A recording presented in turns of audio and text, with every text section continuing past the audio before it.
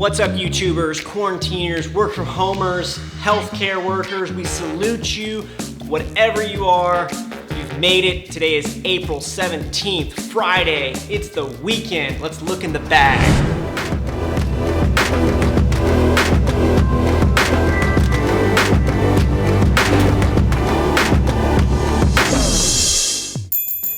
Alright, so since I've been YouTubing all 5 episodes, I hope you watched them, I've noticed a bit of a trend every single time I get on YouTube, and apparently every YouTuber is obsessed with coffee, gear videos, and how much money they make. Well, first off, I can tell you that I'm not making anything yet, so stay tuned. Second off, I do like coffee, but I mean, I just have like a little drip coffee thing, you know, mix 2 cups and I put a ton of creamer in it. That's pretty much it. Let me know in the comments below if you want me to do a video on that. And then today's video is, you guessed it, gear. So I'm gonna walk you through what's in my bag, the gear that I use, and the stuff that I've been shooting with past year and a half, 2 or 3 years now. I just want to preface this whole video with the fact that it doesn't matter what gear you have. I mean, sure, it matters to an extent, but your story is always going to be king. It's always going to take priority over the gear that you use to shoot it. So remember that when you're looking at, you know, this video or anybody else's video for that matter, because there's always going to be somebody out there that has something better than you. They're always going to have a nicer camera or a nicer lens or a nicer mic or a better studio. So don't let that hold you back. I heard a quote once and it was like, perfection is the enemy of progression. And I just love that, because we get so caught up in like, oh, I don't have the right camera. I really need the lens to do this. Or, you know, well, I don't know. There's a few typos. It was just kind of messy. So I just deleted it. Forget that and just focus on progression and just, you know, working on a little bit each time what you can do better. And like, you know, for example, all the gear that's going to be shown in this video, it's not like I bought it overnight. It's been accumulated over years now. So take that as a little caveat for the video, and let's get into it. First off, in the bag, the foundation of this whole video, or my gear video, is the camera that I use. Now, it's currently on the tripod right over there, so I'm just gonna show you a couple stock photos of it and talk about it really quick.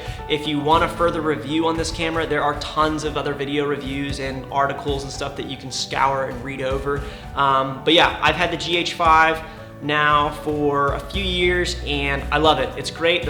The initial reason that I got the GH5 was the appeal of high frame rate shooting and 4K at 60 frames. It'll do 1080p at 180 frames per second, which is like ultra slow motion. When I first got the camera like a few years ago, I was really into slow-mo and just that smooth, buttery B-roll. And now I've kind of grown out of that. I still really like that, don't get me wrong, but I've kind of grown into this more like documentary style, handheld stuff, shooting at like 24 frames per second.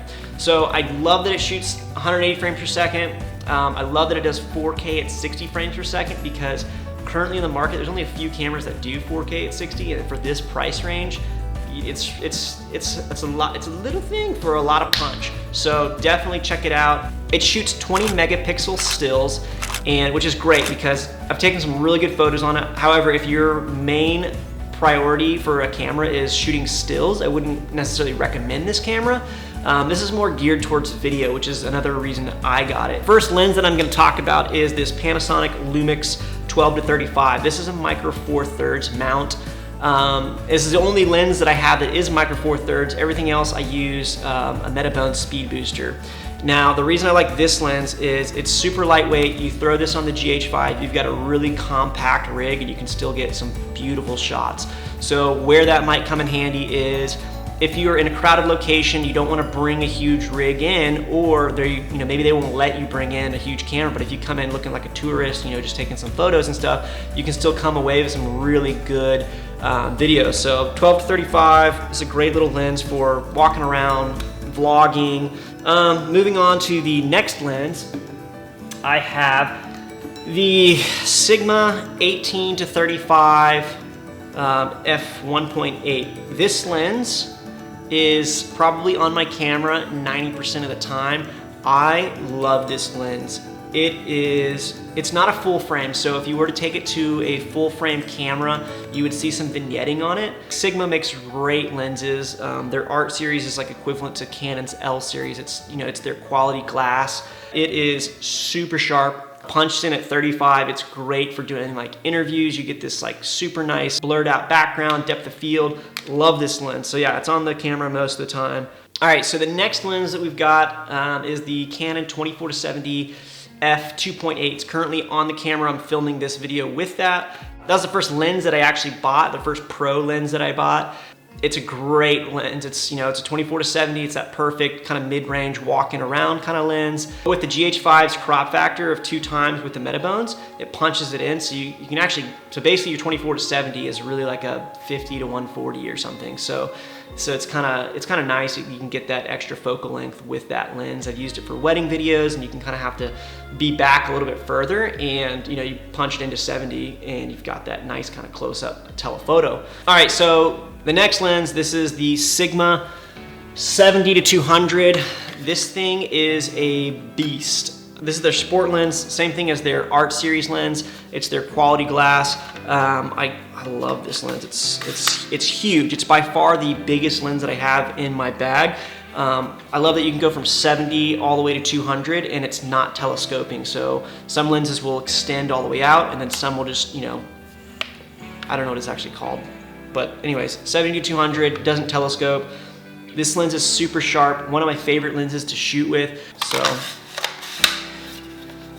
I've been told that you should date your camera bodies and marry your lenses, meaning, camera gear is gonna change year to year. There's always gonna be something better, and it's gonna, you're gonna keep upgrading as you grow professionally. So what I've chosen to do is invest in my lenses as a Canon EF mount, so that one day when I upgrade to a more expensive or a higher quality like cinema camera, I can still use these lenses on those cameras. So that's one of the reasons I haven't really invested a whole lot of money into the Micro Four Thirds mount system, because I probably won't ever get another Micro Four Thirds camera. Whereas some of these lenses that I've spent a little bit more money on, I'm gonna carry those over to a better camera someday. So yeah, that's just my little 2 cents on lenses. All right, so the next piece of gear is this DJI Ronin S. Super compact. It's got this cool little tripod thing here that you can just kind of like set it right there and it stands up. And this thing I can actually just take apart, slap it in the bag. And I've put a C200 on here before without any counterweights and had it balanced and shot out of a helicopter with it. So it works really good. Let's see, I've got a GoPro Hero 8 right here. I don't know, I've always had a GoPro and they're good for some stuff. I just never really, I don't use it that often, to be honest. But they're good for some applications if you want to slap it onto something. All right, next up we've got the monitor that I use. So I use a ATOMOS SHINOBI. This is like a 5-inch monitor, pretty bright in outdoor lighting. It's 1,000 nits. It's small, it's lightweight. All right, next up I've got these, let's talk about some mics. So the first mic that I've got, if I'm doing a single person interview or something, I would usually use this Rode Filmmaker Kit. It comes with a transmitter and a receiver. Records directly to the camera, so I don't have to do any syncing or anything like that in post. If I have 2 interviewers or 2 people I'm interviewing, I would use the Tascam DR-10L. The cool thing about that is that it actually records 2 different tracks. So one is your normal level and then the other is a lower level. All right, next up I've got this for lighting. I've got this great video maker. This is the GVM 560 video light.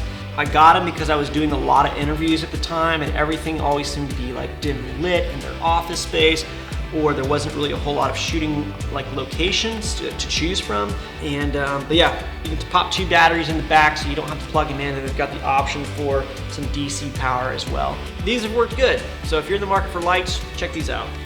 All right, next up I've got the DJI Mavic 2 Pro. I just recently got this last November.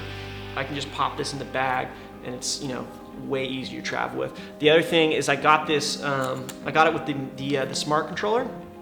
I really like the smart controller because it's got this huge screen on it, and A lot of times when I'm out there on a job that I'm, doing a run and gun type thing, we've only got limited time to get the shot. So if I need to get the drone up in the air quickly, it just takes out one other step. So by getting this, I took that step out, and so far I really like it. Let's talk bags. Currently I've got 2 bags that I've been running with.